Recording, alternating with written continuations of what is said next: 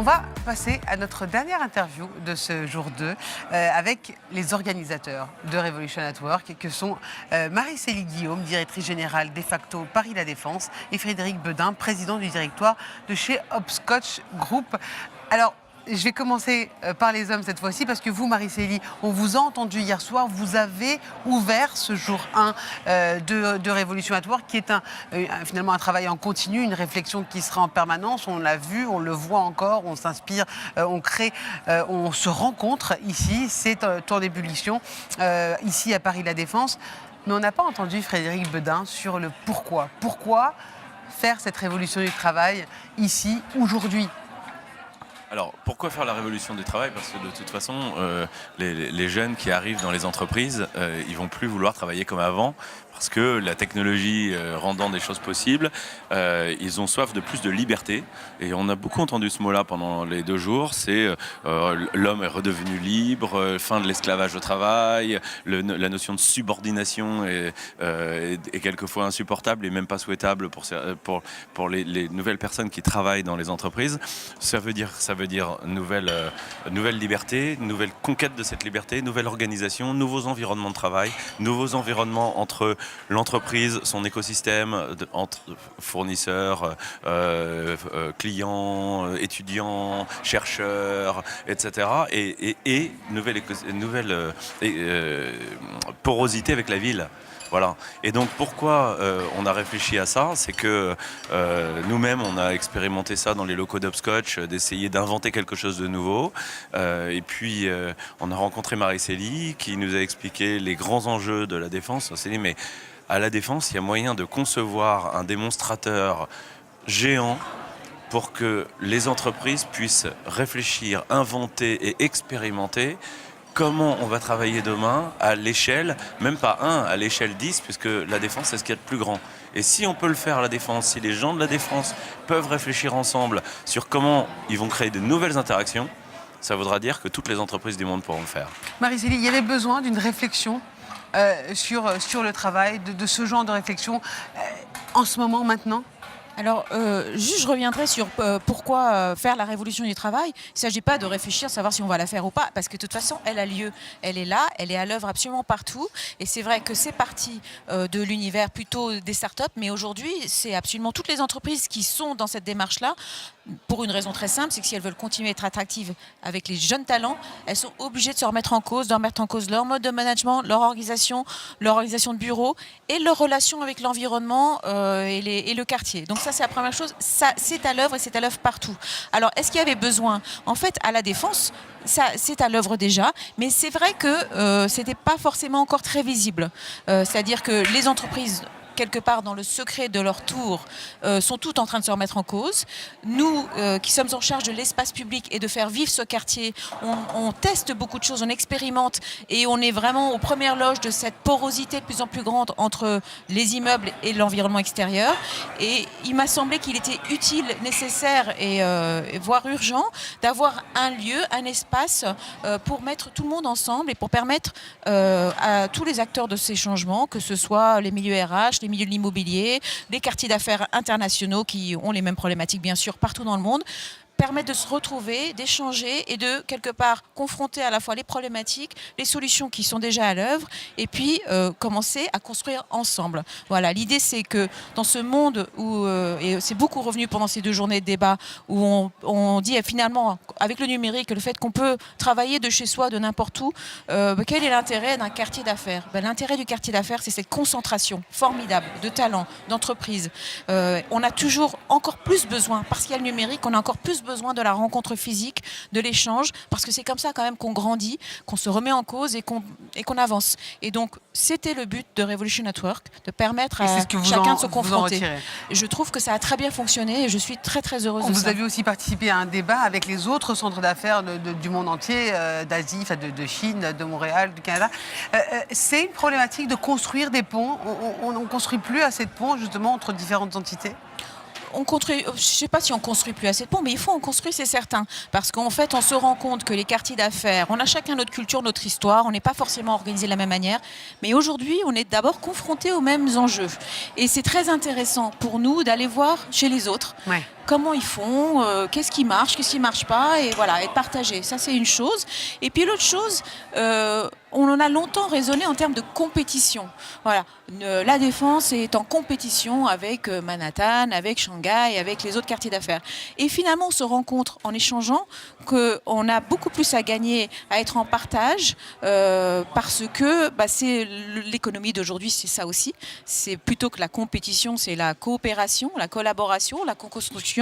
Et l'idée du réseau international des quartiers d'affaires dont la Défense a pris la présidence, et c'était aussi à l'origine de cet événement, c'est de nouer ces échanges, ce partage d'expérience pour aussi voir ce qu'on peut construire ensemble. On a eu une demande très très claire, et moi je trouve ça très intéressant, des startups, de dire nous les startups, on est tout de suite mondial, même si on n'est que 5 ou 8, on est un peu à Paris et un peu à New York et un peu à Shanghai, mais notre problématique, parce qu'on est quand même pas nombreux, c'est comment est-ce qu'on s'installe, comment est-ce qu'on trouve les bureaux, comment est-ce qu'on s'organise. Eh bien, vous, quartier d'affaires, regroupez-vous et apportez-nous une solution globale, voilà. C'est-à-dire mettez-nous en relation puisque vous vous connaissez. Exactement. Et ça, c'est une piste de coopération très intéressante. Et donc besoin de réseau. Frédéric, on vous a vu très assidu pendant ces 48 heures. Est-ce que ça fait de vous un meilleur patron aujourd'hui ? Ça me fait quelqu'un de plus riche que hier matin, oui, parce que c'est 3 demi-journées pour le moment, mais c'est pas fini. Il reste encore cet après-midi. On a été incroyablement riches de rencontres, d'enseignements. J'ai pris plein de notes, j'en ai plein mes petits cahiers, mes téléphones, et je l'ai même partagé à distance et avec les réseaux sociaux. Pourtant, vous étiez déjà avant-garde. On a vu la vidéo de vos bureaux. Oui, alors nos bureaux, mais au-delà des bureaux, je crois que ce qui est le grand enseignement, c'est qu'on s'aperçoit que tout le monde attend des quartiers d'affaires, des agences comme celle d'Hopscotch, mais des employeurs d'être des animateurs de communauté. Et ça, je ne l'avais pas perçu que cette demande d'animation de communauté était aussi forte chez les collaborateurs, chez les dirigeants d'entreprise, chez les utilisateurs de quartiers d'affaires ou d'immeubles, de tours, etc.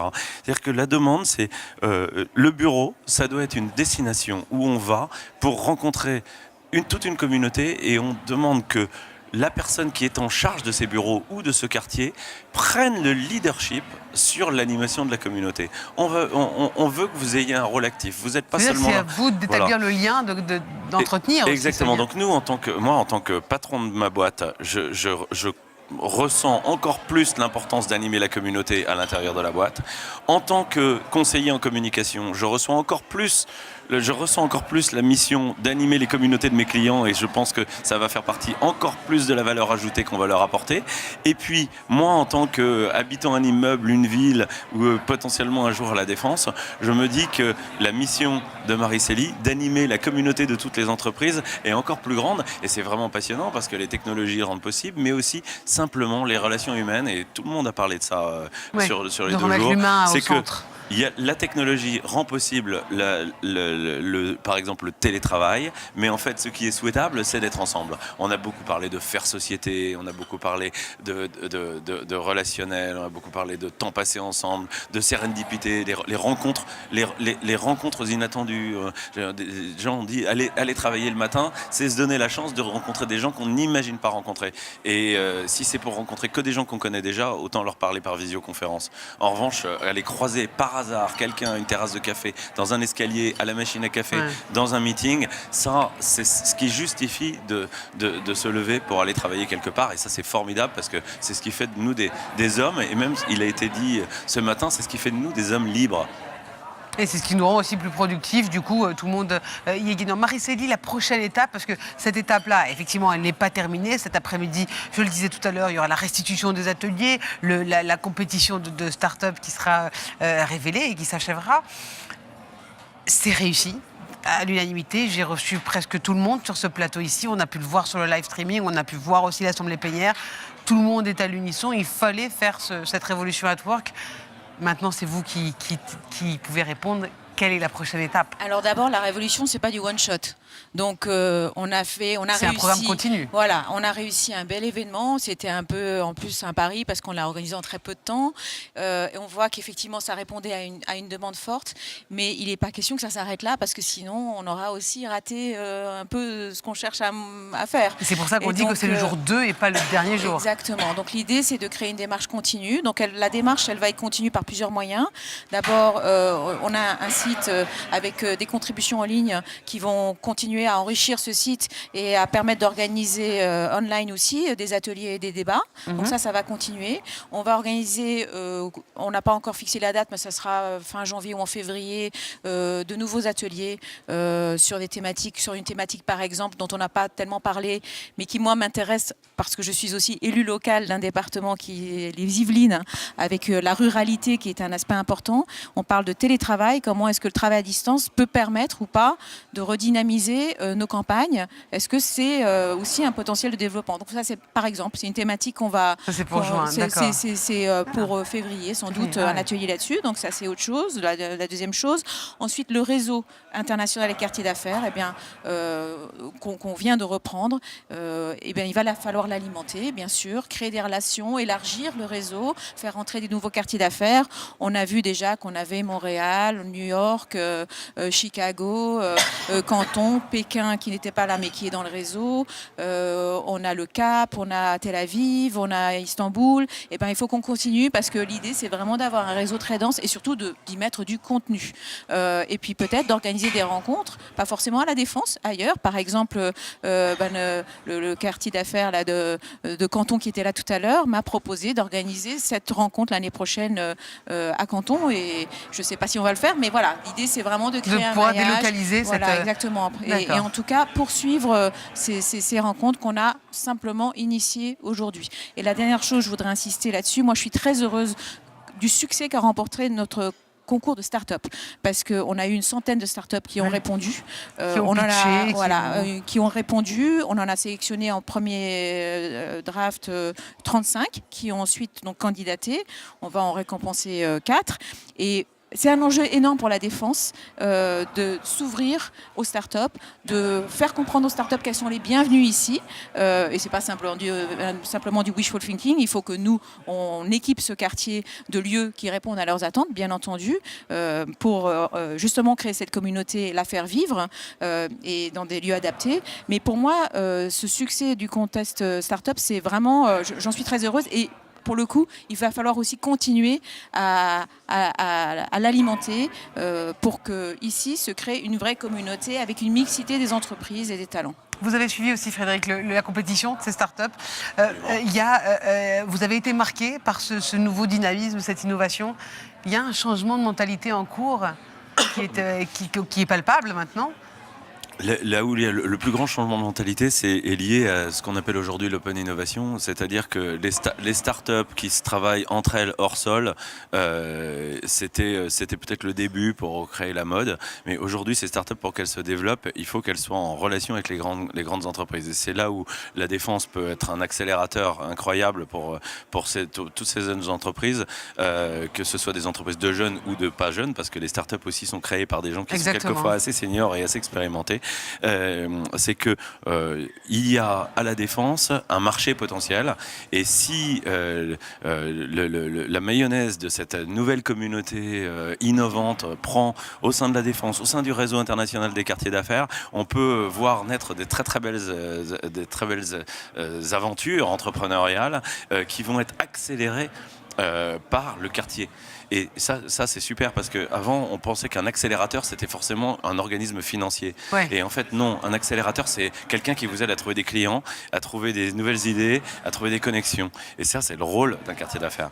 Et donc si la Défense peut devenir, grâce à toutes ces premières rencontres, un accélérateur de business pour les startups, eh ben, il y aura la Silicon Valley, il y aura la Défense, et puis je sais pas où en Chine, et on fera un petit réseau, et nous avec Marie-Célie on voyagera de l'un à l'autre régulièrement pour voir voir si tous ceux qu'on a contribué à créer vont bien. En tout cas, vous l'avez Et bien j'espère qu'ils nous déclenché. recevront avec plaisir. En tout cas, vous l'avez bien déclenché. On voit que c'est une opération réussie. Merci à tous les deux. Et moi, je vous retrouve tout à l'heure pour le compte-rendu des ateliers, pour le résultat de la compétition des startups avec 4 startups qui vont être primées et conclure ce jour 2 de cette révolution qui est en cours. À tout à l'heure.